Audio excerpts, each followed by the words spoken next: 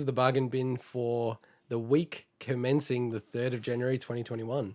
As always, we start with Epic Games. Epic Games has had a lot of sales. Currently, we have Jurassic World Evolution.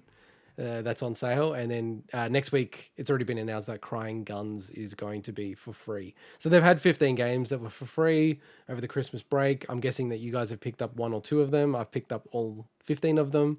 Mike's Zero. picked up Of course 0. you did. Of course No, you because I don't. I'll talk about this later when we talk about New Year's resolutions. Yeah, we'll talk about it then. Yeah. And then Fanatical, you've got this in, Mike? Is this or Swinny? Yeah. It's Fanatical. Wait, yeah, Did I spell it Fantastical. incorrectly? What? Fanatical. I Fanatical. think I always say Fantastical in my head. Actually. Fantastical. So Fanatical have a sci-fi bundle for $3.15, I think it was, or $3 something from memory. And I only played one of the games in the list, and if anything, that game itself I think is worth it. Sorry, what platform? Like, it's PC, but what? This is on PC. This is still PC. But as in, it's direct via them?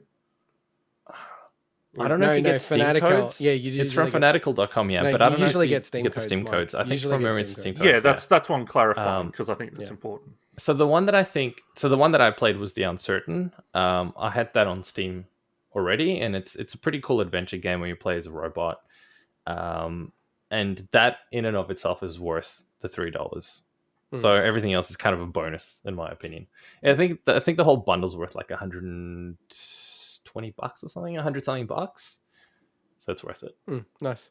And then switching to the Switch, the highlights for us. Again, lots of sales on Switch, PlayStation, Xbox, PC, so check the games that you're interested in. But some of our highlights. So Clubhouse Games, 51 worldwide games.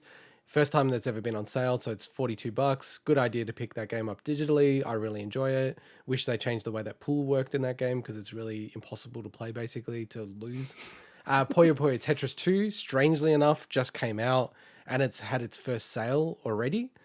So if you do want to have a standalone Tetris game, it's probably the best one on the platform now. So Puyo Puyo Tetris 2, which is 38 Australian dollars. Super Mario 3D All-Stars, that's on sale on Amazon in Australia for $49. I think that's just kind of like an instant buy at that point. That's pretty cheap. Tokyo Mirage Sessions. Oh, wait, it's also... So is it just on Amazon, so it's not digital? Yeah, just Amazon. Okay, all right. Yeah. Tokyo Mirage Sessions Sharp FE Encore is $47, and finally Iconoclasts is $12 until the 10th of Jan. And Iconoclast, by the way, I've never played it. I've always wanted to. Check that game It's out, on Mike. sale. Grab it. It's. I think if you look at that game, Mike, you'll be like, "Oh, that looks cool." It's cool. Yeah, we'll do. It's a Mike game, I think. It is awesome. Because I picked up Bastion and Transistor the other week. Yeah, I you think said we that. mentioned it. I think they're still on special. Highly recommend you guys grab them. I was playing Bastion the other day in my hammock, and it feels perfect on the Switch. What? This sounds so funny. Casually to say, I was playing Bastion in my hammock the other day. Anyway, it's like Matthew McConaughey or something. That's amazing. And then on Who PlayStation- mentions? Who just Got my adds, cigar. Like, there was no relevance to that whatsoever, but I'm still glad you said it. On PlayStation, we had the PS Plus games announced for January. Greedfall, Shadow of the Tomb Raider, and Maneater. And Maneater. Xbox, amazingly, we don't have anything this week. We normally always I know. have. So I'm There's gonna nothing much. great.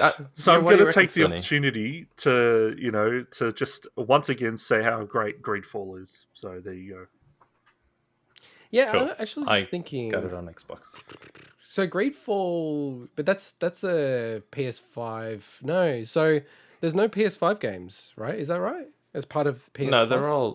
they're all just But they're all probably backwards compatible anyway. So. backwards No, compatible. of course they Hopefully are. Yeah, 60 FPS. there's only like 8 or 7 games left on the games that can't be backwards compatible now. I wonder if Greedfall's going to be 60 FPS though. I know. I think Shadow of the Tomb Raider was meant to have the high frame rate. And Maneater, I still think Maneater is going to come to Game Pass. I just have a feeling it's the Yeah. perfect Game I Pass kind of think game. we've- So I'm waiting for that. We've mentioned it before. A lot of these games are kind of going to be interchangeable. So I think that, if one comes out on PS Plus or Game Pass, you can kind of expect it's going to probably follow certainly other platforms sooner than later. Yeah, that's true. Just like Greedfall. Yeah. And just quickly, I was reading a lot of the interviews from Moirai, the people that did make Monster Sanctuary, just on their Game Pass. And I think they revealed things that they weren't really meant to, just on Game Pass. So he confirmed that Monster Sanctuary is going to be available for 1 year on Game Pass. Ooh. And because normally they don't really announce that, right, Svinny? No, don't think they say anything like that. Yeah, I don't think he was meant to say that. This is on this Reddit AMA. It was really like a lot of information. And then they asked how much it was, like that they paid them. And he said something along the lines of, it was basically an offer that we couldn't refuse.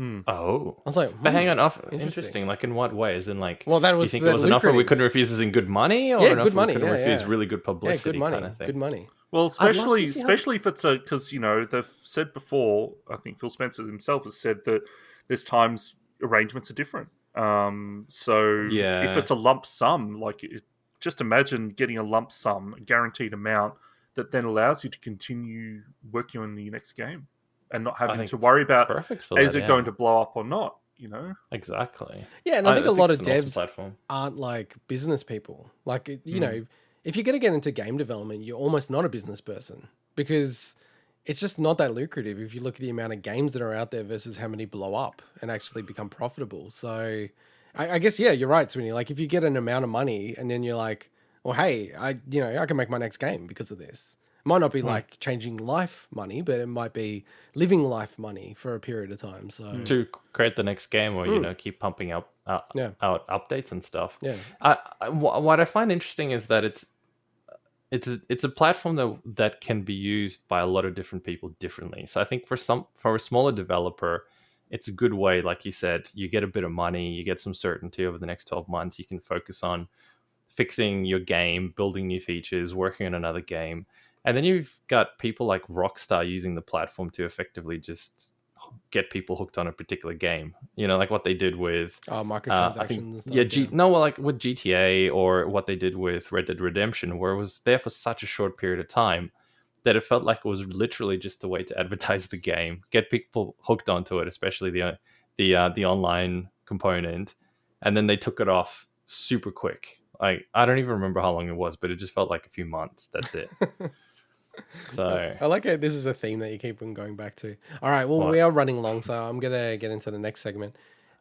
Override 2